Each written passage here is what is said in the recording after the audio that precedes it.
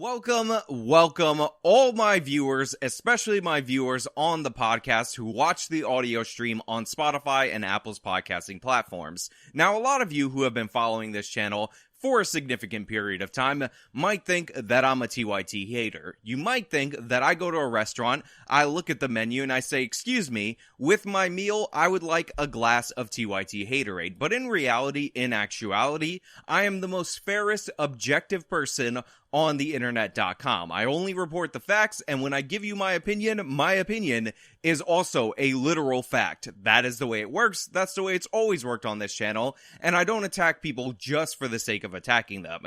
And a perfect example of this is a video that I did previously where I talked about the Young Turks finally coming around and saying crime is bad, using examples of failed bail reform policies in New York State, which I really appreciated. Now, I mocked them for trying to put a little communist spin on it, but overall, I did approve of them coming into my camp and finally admitting that they were wrong without acknowledging that they did support this crappy bail reform about bail reform. However, of course, this was not taken well by the left. Of course, people on the internet.com on that side of the aisle have seen TYT as traitors for acknowledging that somebody who is arrested 41 times probably should have been put in jail before incident number 41. And one of these people is somebody called Brianna Greyjoy over at The Hill Rising, the new version of The Hill Rising, after they got rid of Sagar and Crystal, and they went on to do their own thing. And they actually did a segment with somebody who Ana Kasparian argued with on Twitter, and we're gonna laugh at this segment because it does the near impossible in making Ana Kasparian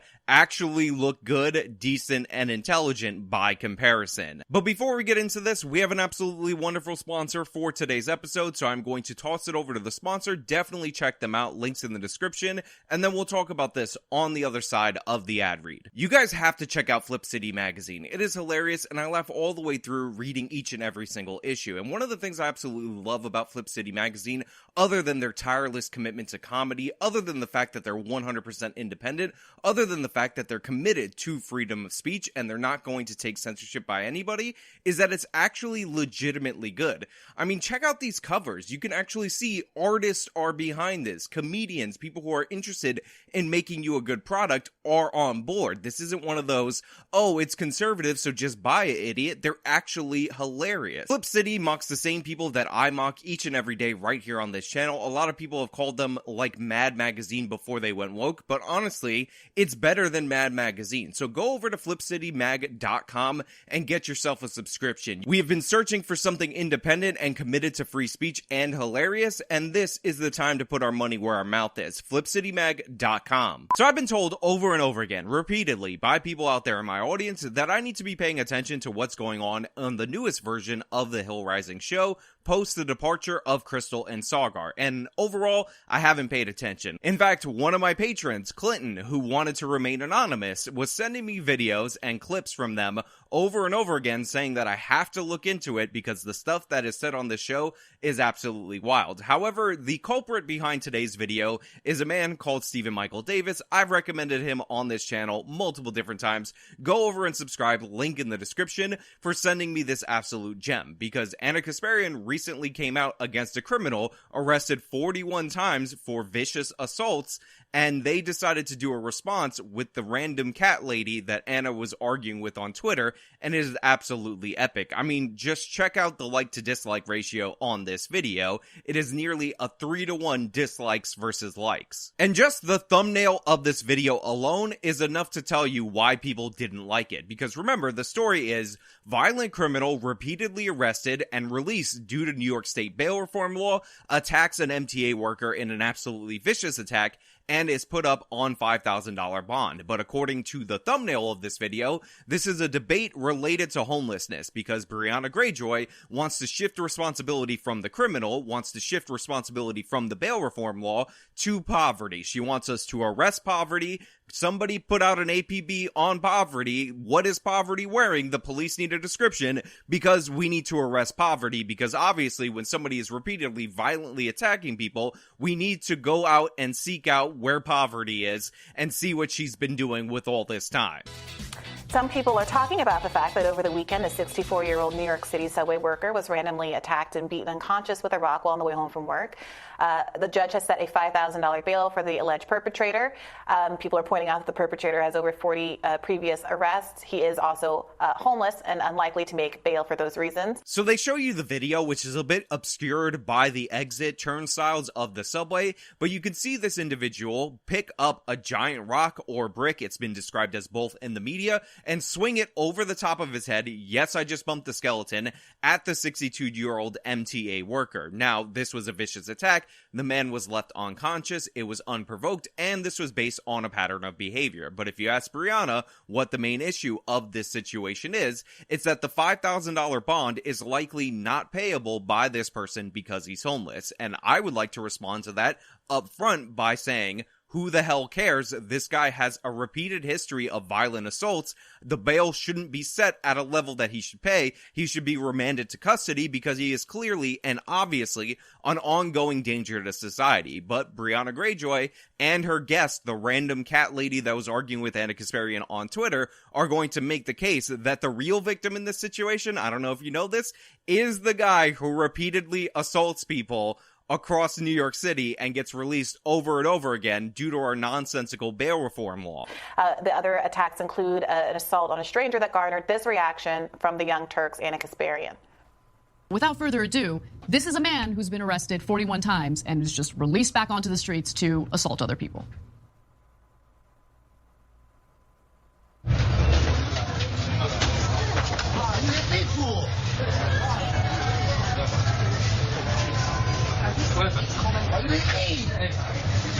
You okay?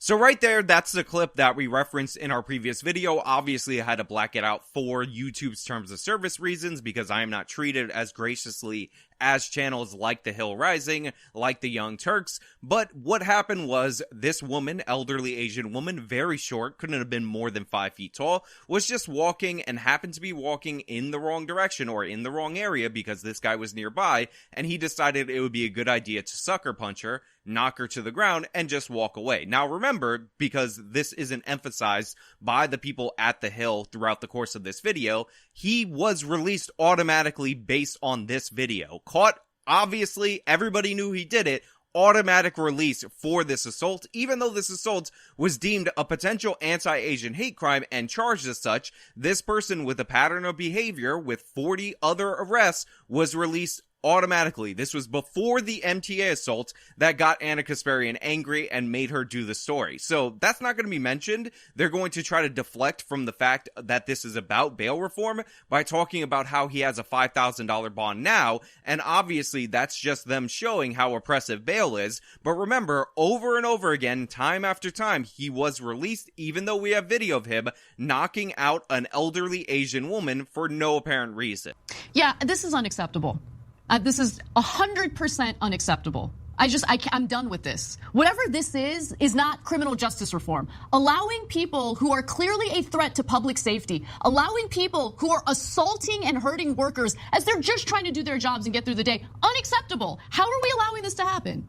Yeah. This is it? This is criminal justice reform? Now, Ana Kasparian, except for her worker communist garbage, except for her saying that this is somehow surprising as an outcome, despite the fact that people looked at the list of crimes in which you were auto-released for according to the new bail law and warned specifically about this, and this was going on for years, is actually right on that. This is ridiculous, this is absurd, but of course, The Hill decided to dig up some random lefty from the internet.com, an alleged independent journalist, to say that Ana Kasparian is fear-mongering too much about lax criminal justice policy. Ana Kasparian, who has never found a race hoax that she hasn't bitten on, is actually, I don't know if you know this, way too far right-wing when it comes to criminal justice policy, according to this random lady. What your problem was with how she framed this attack and this incident?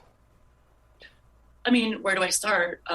First of all, she made it seem like the $5,000 bail meant that if he paid it, he'd be out on the streets again. It's like homeless people don't have $5,000 laying around. So the first thing she says is that Ana Kasparian made it seem like if he paid the $5,000 bail, then he would be out on the streets again. First of all, yes, that is what would happen if he paid the $5,000 bond. However, it is important to note that you really only have to throw down around 10% of a bond in order to get yourself out of jail. Now, a bail bondsman would likely not take the case of a person like this, as he is unreliable as a person to show up to court, but that is, in fact, how bail works. And to be fair to Ana Kasparian, which this girl is not, and yes, I am going to be defending Ana Kasparian, of all people, on theinternet.com, she was talking mostly in relation to bail reform about the fact that he was auto-released over and over and over again for violent assaults that he could have been held and should have been held in jail on, so that this assault against the MTA worker never would have happened. That was the case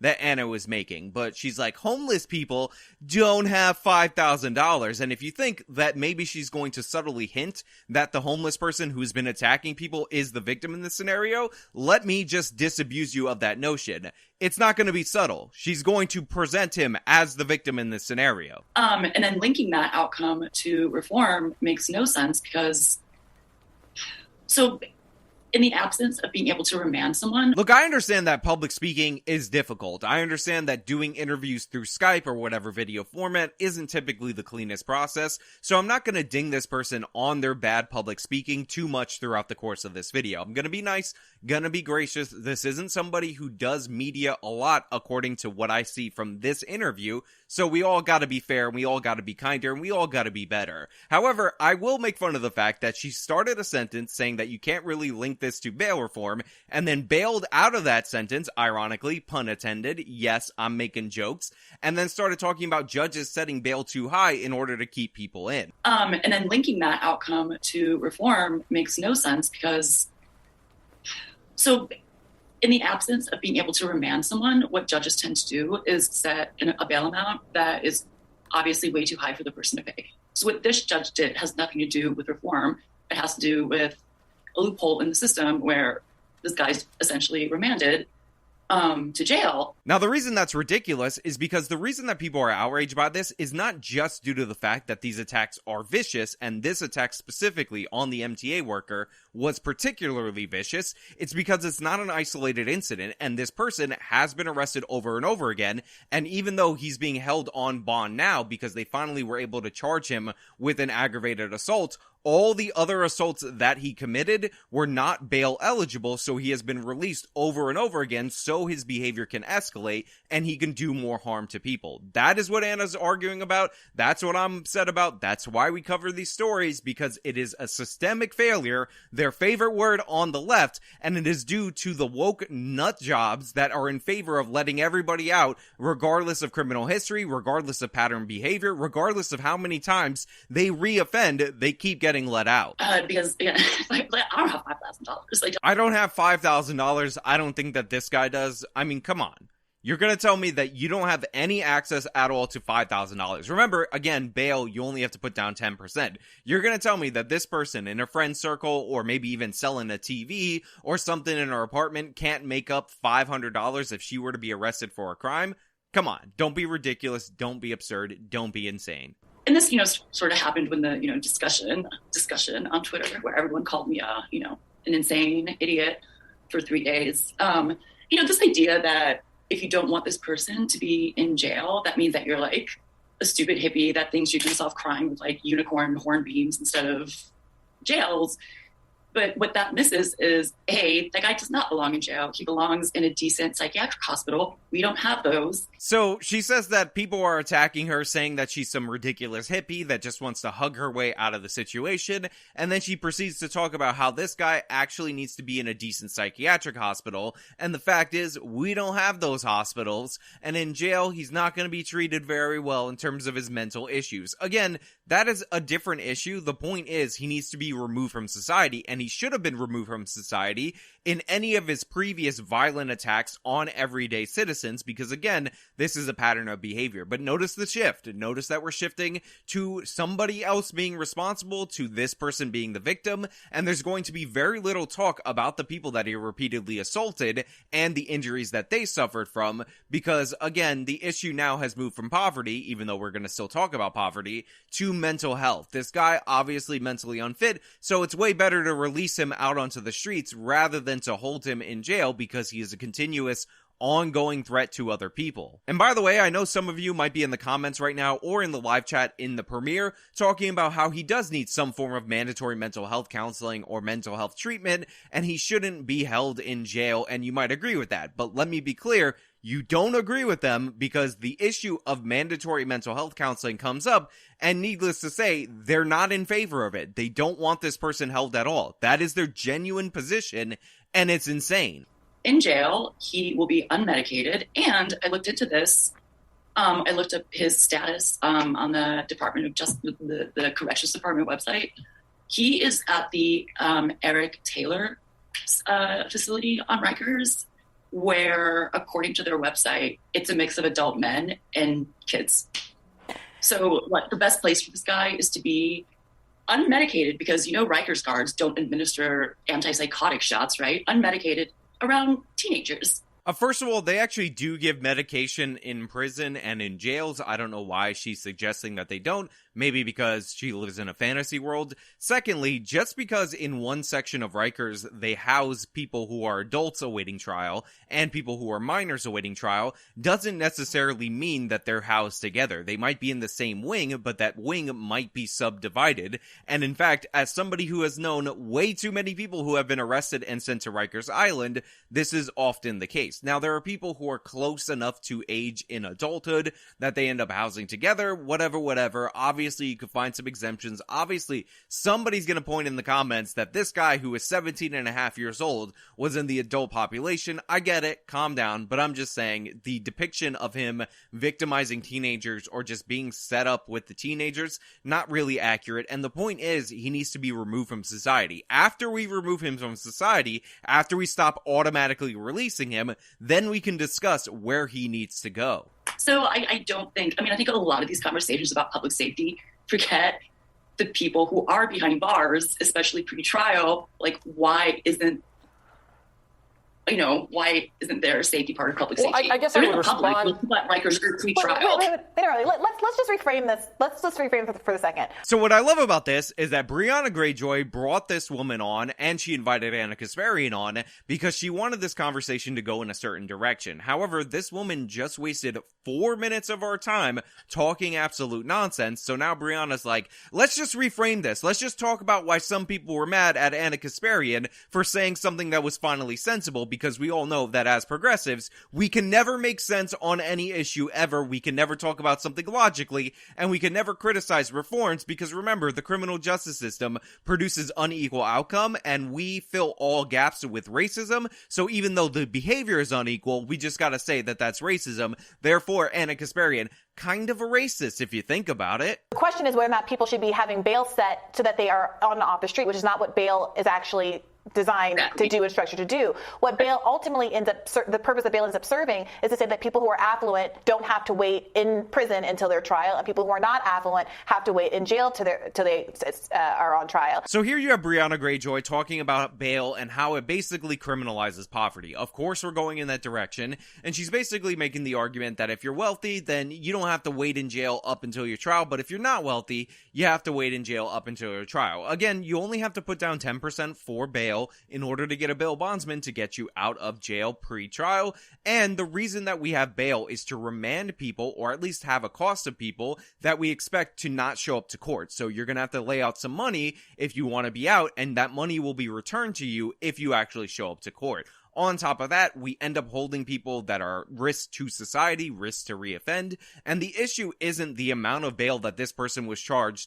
this time. The issue is that this person is auto-released because you can't hold people in for a whole host of crimes in New York State a bunch of different times for similar assaults, and even though he kept repeat offending, the bail reform law prevents judges from looking at the history. So again and again, he was turned out on the street. The really core issue here is this perception that leftists and liberals care more about people like the perpetrator than the victim. First of all, it is not a perception that leftists care more about the criminals than the victims of these crimes. Just look at this segment. Look at how much they spend on the repeated victims of this person versus this person himself. Listen to how many times they mention that he's homeless and he won't be able to afford to get out. Or maybe he has a mental health issue. Or maybe there's something wrong in his life that is really sad, and we should feel sympathy for this guy who who repeatedly attacks people just trying to go throughout their day-to-day lives. So yes, they care more about the criminals than they do, in fact, care about the victims.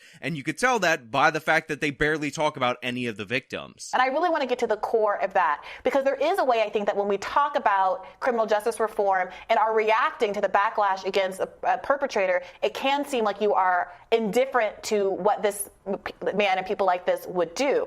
And I don't hear that from you, Tana, and I want you to speak more specifically on this. So what's hilarious about this is that the conversation was all over the place. The person they brought on a guest was all over the place, and you could essentially see Brianna Greyjoy with those little things at the airport trying to direct this plane into the lane that she needs it directed into, because she wants to own Ana Kasparian in this conversation, and she just brought on somebody who is not prepared to make this argument. So she's trying to redirect the conversation. That was just one giant pivot from whatever this person was talking about earlier, and it's kind of pathetic that this is the person they brought on, again, to argue with Ana Kasparian. This is the problem when you see somebody is verified on Twitter and they're arguing with somebody that you don't like and you think they would be a good guest on your show.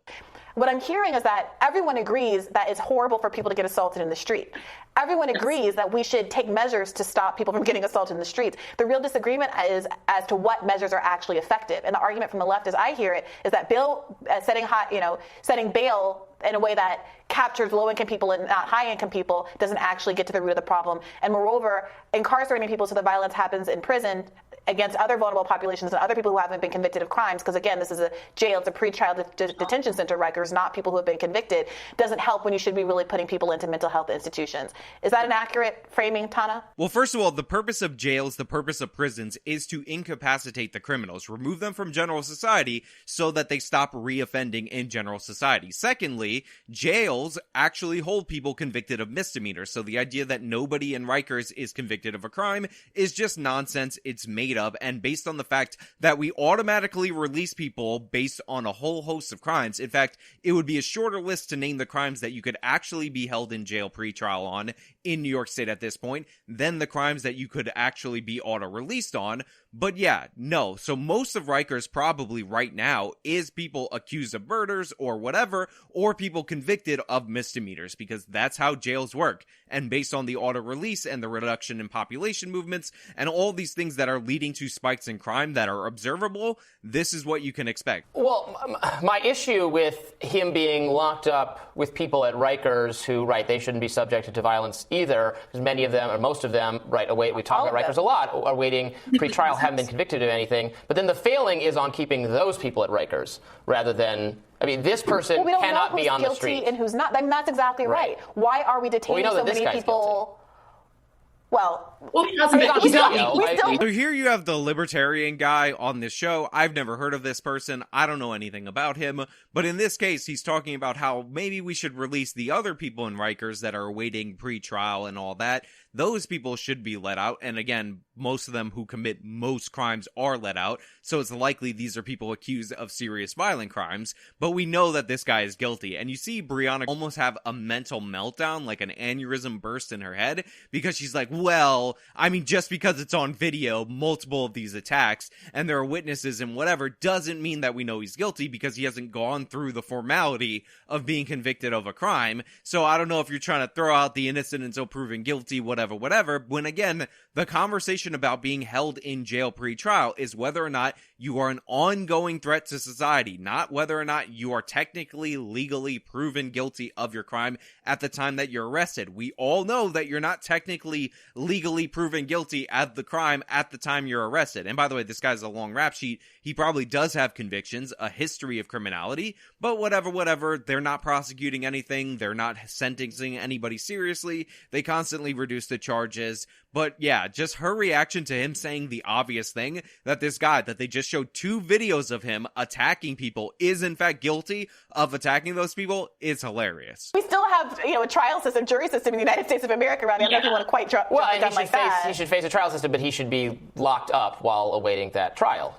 Okay, so here's the question. The reality is that we know that I don't know, Tana, maybe you can speak more specifically to the proportion of people in Rikers who are in there for nonviolent versus violent offenses, and whether or not you believe that there is a category of people who, should, for public safety reasons, be separated from the public. So Brianna just put forward a ridiculously stupid hypothesis, a ridiculously stupid question.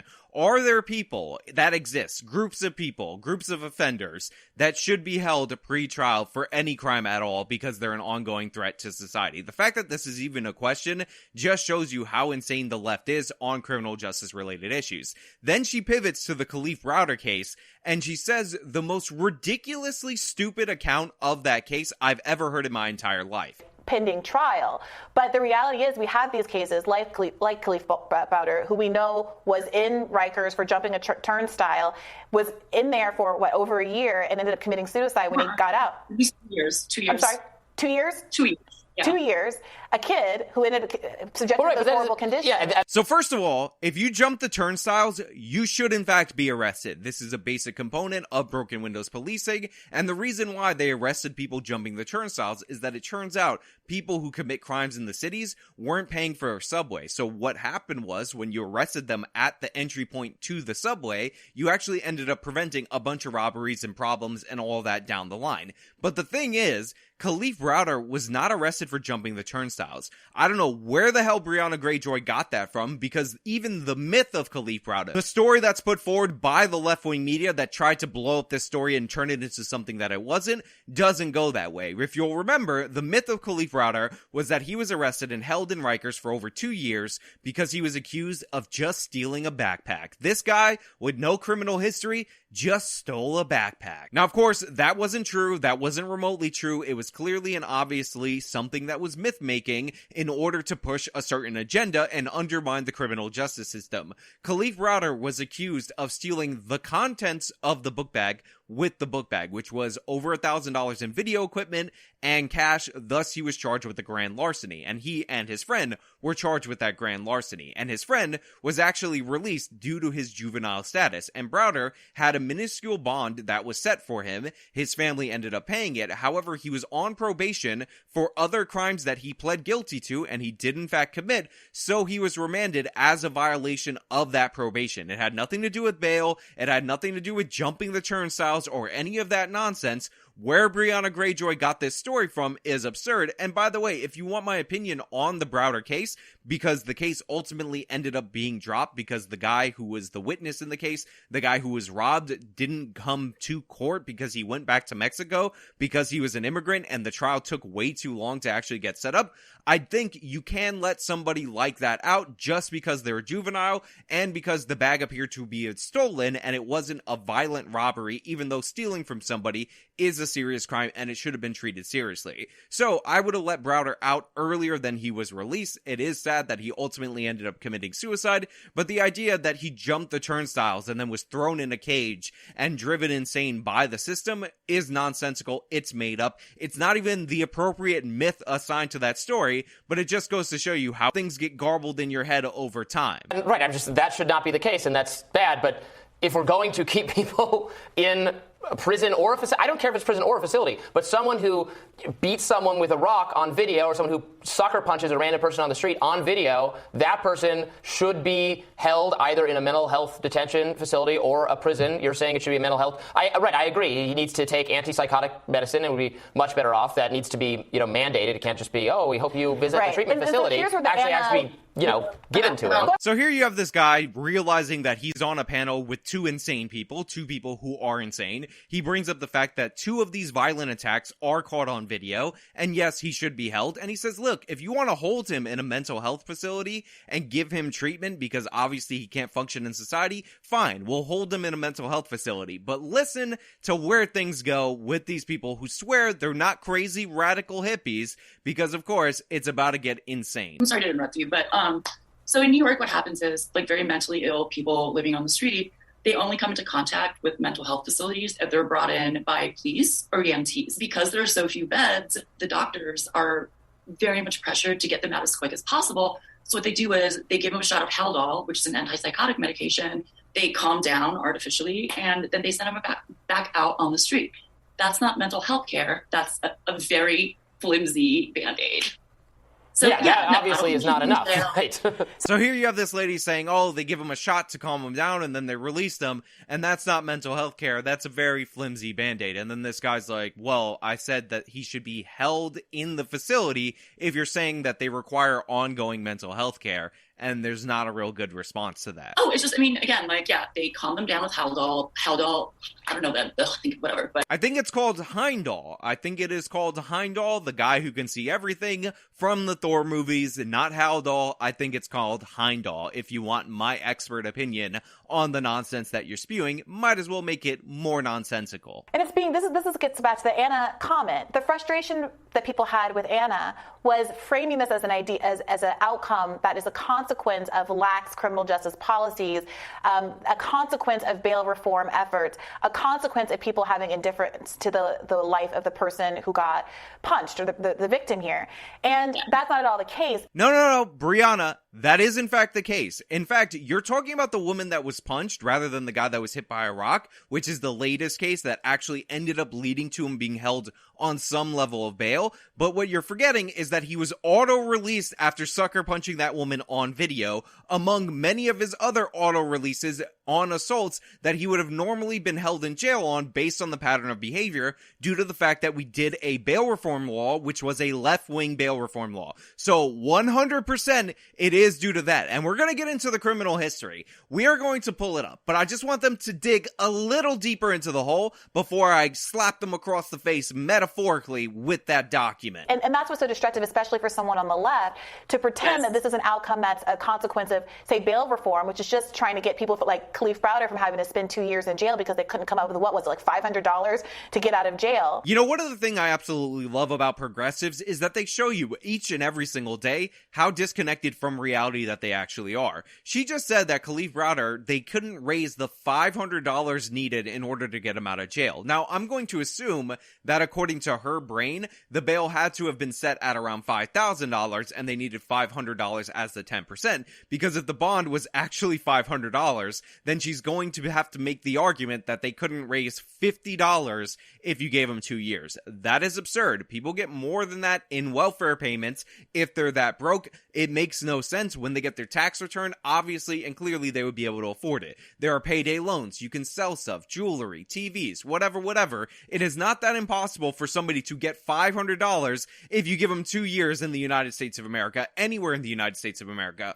Obviously, that should read as false to anybody who's not completely insane and knows any proportion of poverty in the United States of America. But she just repeats that like it's sensible. And again, I told you, they actually did come up with more money to pay his bail for that offense, but then he was remanded as a probation violation. So it's insanity, it's nonsensical, but she says that with a straight face, and these are the people that we need to take advice from when they're disconnected from reality. I'm sorry, but you can raise $500, anybody in the United States of America, even a homeless person, if you spot them 2 years to do so. And instead, she should be, I would argue, Ana and conservatives alike, who are very concerned, everybody across the political spectrum who is very concerned about people being subject to violent acts on the street, to get people who do have mental health episodes that cause them to be violent. And again, most people who are mentally ill and homeless on the street never have these kind of encounters. But to the extent that there are some who do, the answer is to get real baseline psychiatric treatment and have facilities that can accommodate their care. So first of all, they're clearly and obviously strawmanning Ana Kasparian. Ana and Cenk are all in favor of mental health care. They're in favor of universal health care, and they're in favor of taxing the rich to spend all this money on all these programs that don't actually work, but they're in favor of it, so they would agree on these programs. But Brianna keeps trying to make the case that this has nothing to do with bail reform. This has nothing to do with the fact that certain crimes are not bail eligible, and you can't even use the repeated criminal history or even not showing up to court to remand somebody to jail. But that is just not the case, and I can't hold off any longer. I'm going to read you this guy's previous criminal history, which, by the way, comes from Ana Kasparian, proving that at some points in her life, she's actually capable of looking up somebody's criminal history when it suits her. So this man actually has arrests dating all the way back to 1989, meaning he's been treated with kid gloves well before the bail reform system was actually instituted. Bail reform was signed in 2019. That is when it took effect. So we're just going to go over in reverse chronological order all of the crimes that this person has committed that he was auto-released on, so you can understand exactly what the problem was. So on May 31st, 2021, he was charged with assault intending to cause physical injury, and this was the hate crime assault against the Asian woman. He was automatically released from jail because that was not a bail-eligible crime. 4 days before that, he was charged with another assault with intent to cause physical injury, and he was automatically released. 17 days before that, he was charged with another assault with intent to cause physical injury, and guess what? He was automatically released. He also had a property theft included in that, and then in September of 2020, again, bail reform, assault with intent to cause physical injury. Those were 2 charges that same day. On July 19th, 2020, assault with intent to cause injury of a victim 65 or older, which is escalated to a felony, automatically released.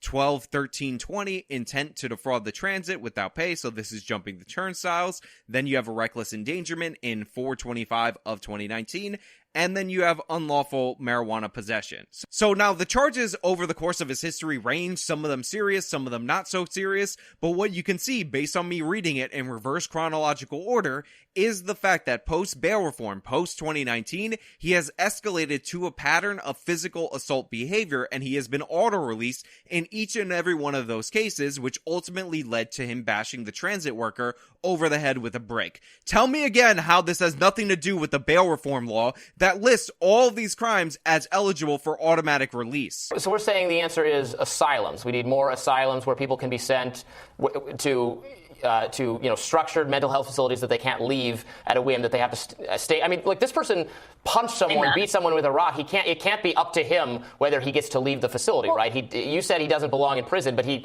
belongs under the restricted, supervised conditions that he cannot leave on his own. I don't know that, right? So here you have this guy trying to make the case, trying to make the argument that, okay, if you don't want him to be sent to jail, he has to be remanded to a mental health facility because obviously he's a danger. We have videos and a long pattern of history of him attacking people, and that should not allow him to be released on the streets. And he's trying to be reasonable. He's trying to make the argument. And he's trying to say, listen, he needs to be confined in some place where he's out of the general population for his own safety if you say he's mentally ill, but more importantly, for the safety of others. And watch what happens. Watch what these people who have been making the mental health case throughout the course of this video pivot from that, because in reality, they want this guy back on the streets.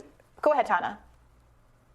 If we had the kind of facilities where mentally ill people could go and be comfortable and get real treatment and have like good meals and all this other stuff, you actually wouldn't have to force them, right? Like, you just don't. Like, if we had the perfect ideal mental health facilities, we wouldn't have to force them to go. What we need is the utopia of mental health facilities that will lead people who are admittedly non-rational actors, nonsensible people, to not want to leave. So again, these people are actually against any form of pretrial confinement. The whole thing about mental health that they just wasted 12 minutes on is nonsense. They're not in favor of getting these people off the streets because they don't care about the victims. They care about the criminals. They want him to have unrestricted freedom because he's mentally ill, and what we need to do is build up the facilities to such a great extent that even if you're completely out of your mind, incapable of making rational choices, you will make the rational choice to want to stay in that facility to receive the treatment. And by the way, this is about to get even dumber. Well, also, but wait a minute. None of us here are psychiatrists, and none of us have assessed this person in question.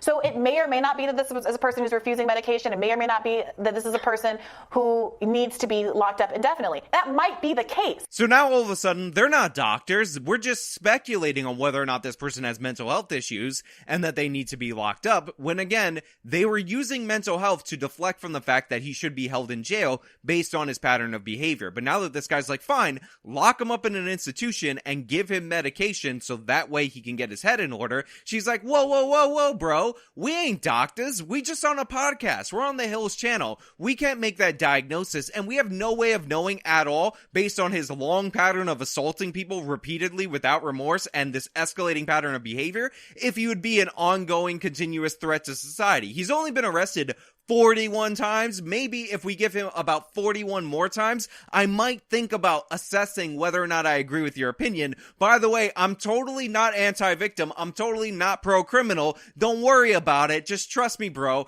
I just don't want this guy in lockup, and I'm trying to jump from argument to argument to avoid holding this dangerous person who assaults people on video in jail awaiting trial. The question is whether or not the framing that Ana used is it really getting at the root of the question? And I would say to you that is demonstrating an indifference to human beings on the street who could be subject to this kind of violence if you pretend that raising bail levels is going to prevent this kind of outcome. Because we already have bail levels that are set that a person like this can't pay. Again, Brianna is just skirting the issue. First of all, she keeps talking about raising the amounts of money in bail. Again, to be as fair as Ana Kasparian as humanly possible, she didn't say anything about the amount of bail being too low or anything like that. She criticized New York's bail reform law, which again schedules these people for automatic release. So it's not that the bail is low enough that they can afford it and it needs to be raised. It's the fact that they are released over and over and over again. Again, let me talk about all the crimes that they committed. I went over them earlier in this episode. Even though they have a pattern of behavior, because you can't use a consistent pattern of behavior to hold somebody in jail. So Brianna doesn't know anything about New York bail reform law, or she does, and she's deliberately lying, deliberately being misleading because she doesn't want to actually address the issue. If they did not pass that law, that bail reform law, there's almost no chance that this guy would have been out of the streets. The idea that you're able to commit 5 assaults within a 2-year period and none of them are adjudicated, and you're committing them while your other cases are ongoing, and you keep getting auto-released back onto the streets, was not a thing before bail reform law. It was not a thing that happened so commonly, and this is what we see time and time again. Like, that is not what has caused this person to be on the street. This person's on the street because eventually he's not committing crimes the likes of which are justified keeping anybody in. There was no bail amount the first 39 times. I'm honestly super amused by this libertarian guy because it's like he's dying inside. He realizes what an insane show that he's on because he just said the most obvious thing about them being released 39 times without bond, or in reality at least 10 times after the bail reform for serious assaults. And she's like, well, you don't get sentenced to 40 years for that. But again, that's not the issue, Brianna. The issue is you cannot be held at all, no matter how many times you reoffend, for certain offenses that are no longer eligible for bail or no longer eligible for you to be held in prison. As horrible it is to sucker punch someone in the face, you don't go to jail for 40 years for that, and nor should you. Right? Obviously, you should not go to jail for the rest of your life. And you go to jail. So the point is that you do have to go to jail. He's gonna keep getting out. People like these are gonna keep being on the street because. So right there again, this guy saying the most obvious thing in the world, saying you do have to go to jail though. You should be held in jail. And this woman in the center, the guest that they brought on, the rando from Twitter, makes a weird face saying why. Remember, she is on this show to defend her reputation as some crazy person because she says Ana unfairly depicted her as a crazy person who thinks that you don't need to hold anybody for any reason. So she's making a face at him going to jail. She's just said that you shouldn't mandatorily have anybody get mental health care. You should make the facility so amazing, so stunning, so utopian that people who are out of their mind will suddenly become rational when they see all the amenities and never want to leave. This is what this person is arguing for. She is playing herself.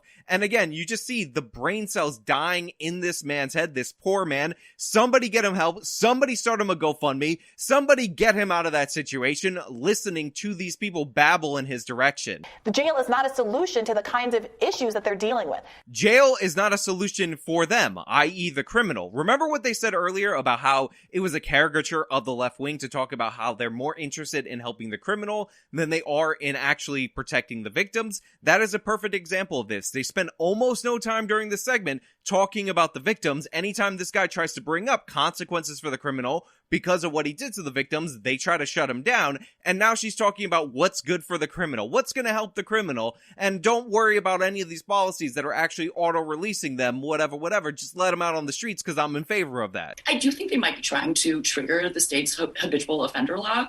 So maybe he will spend his life in prison, which actually will cost us $60 million. Now, I can barely stomach this video. I'm not going to go into too much more of it, but I do want to talk about 2 crucial points. And the first one is the clip you just saw where they mentioned the cost of incarceration. Now, this is supposed to be the gotcha for the libertarian on the panel, when in reality, the lefties don't care about the cost of incarceration, and they just proposed a lavish mental health system that is so good it will actually, just by its existence, make the mentally ill not mentally ill and make them want to stay there and get the care that they need round the clock, and it's going to be stunning and brave, and people are going to ride horses on the beach. And if you think I'm joking about that, if you think that's hyperbolic, if you think that would be an insane thing to say, then listen to this beautiful clip. It could be a psychiatric, but it has to be somewhere where you have to stay there and you have to be given antipsychotic medication. And it has to be equivalent to a sentence you would serve for assaulting multiple people on the street that anyone would serve if they... Or you build facilities that aren't hellholes, right? So that people don't actually want to leave. Yeah. Like, if you imagine if, like, a guy like this was able to go to, like, one of those fancy rich people rehabs where, like, you ride horses and do ceramics or some shit, and, like, they give you whatever drugs you actually need. Yeah. That's right. This woman, who totally is not a weirdo, hippy-dippy nut job, thinks that if you assault people over and over and over again, you commit hate crimes against Asian people, you bash a transit worker over the head with a brick, among your many other assaults, among your long rap sheet, your long criminal history, then you should be rewarded by being sent to a celebrity rehab where you get to ride horses on a beach at sunset and make ceramics. It's gotta be so good, so beautiful, so stunning and brave, you'll never want to leave. It's gotta be so good that people will be committing crimes just to get in there, because that's what people really need. What we really need is for people to want to commit crimes, to want to punch elderly Asian people in the face, so that way they can have a weekend getaway in the Hamptons, because rich people in celebrity rehab, they get to do that, but like, think about this guy, he's assaulting people because he doesn't have access to Lindsay Lohan's celebrity rehab. Every time I think we've hit rock bottom, every time I think we can't get dumber, there is always somebody on the internet.com with a platform who just crops up from the earth, from the ether, forms into the dimension that I live in, the new reality, to prove me wrong. And this is a perfect case of this. Brianna Greyjoy, you're crazy. You crazy cat lady, also crazy. Robbie Soav, I feel so bad for you. If you need help, blink 100 times in the next video. I will send a life raft for you. I will send a SWAT team for you. We will rescue you. The GoFundMe for him is linked in the description. Let's get this man some help. He needs some mental health counseling. Let's send him to a celebrity rehab where he can make pottery and ride horses on the beach with Lindsay Lohan. Anyway, that's all I really have for you guys today. Thank you so much for watching, and I look forward to reading your comments related to this video, because I know they're going to be good. And let me know what you guys think. Do you think that if you are repeatedly assaulting people, if you break the collarbone of a 62-year-old mass transit worker, along with a pattern of assaults, including hate crimes and punching old ladies, that you should be sent to rehab with Lindsay Lohan so that you can make pottery and ride horses on the beach in sunset with the sea breeze air blowing by you? Or do you think that maybe we should stop automatically releasing people regardless of pattern of behavior or propensity to reoffend? I don't know. Let me know down in the comments below. I don't know where you're going to decide on this, but I kind of do. If you like this video, show me by leaving a like. Subscribe for more content. Follow me on all my social medias. You can support me via the support links in the description box of this video. This has been me talking about people who actually make Ana Kasparian seem reasonable. Till next time.